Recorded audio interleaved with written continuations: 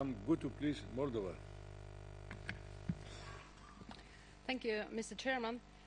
Mesdames et Messieurs, je félicite et remercie en même temps M. Mignon et tous les membres de la commission ad hoc pour la réforme de la PCE et du travail qu'ils ont fait en élaborant ce rapport et ce projet de résolution.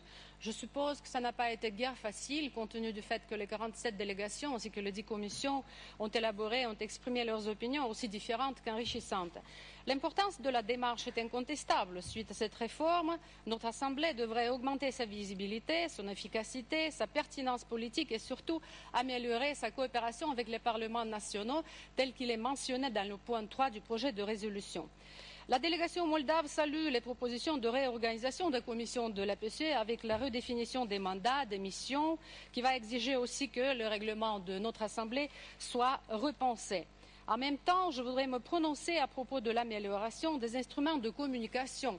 Dans le point 5.5.1 du projet de résolution, il est mentionné la nécessité d'améliorer le site web de l'Assemblée parlementaire. Mais si on pense à notre agenda, à l'agenda de la PCE et surtout des membres de la PCE qui doivent se déplacer aux réunions du bureau de la commission permanente, des réunions des commissions qui ont lieu entre les sessions plénières, il s'avère être très difficile pour un membre discipliné ou qui veut être discipliné de l'Assemblée de participer à toutes ces réunions parce que les horaires, les dates et surtout l'allocation sont très différentes. Sans parler de la commission de suivi. Nous, les États membres du Conseil de l'Europe qui sont soumis à la procédure de suivi, on est appelés à participer à la réunion de la commission de suivi entre les sessions plénières. Il faut se déplacer, perdre 2 jours pour le voyage, un seul jour pour la réunion de la commission, sans parler que dans la commission de suivi, il nous est réservé une dizaine de minutes.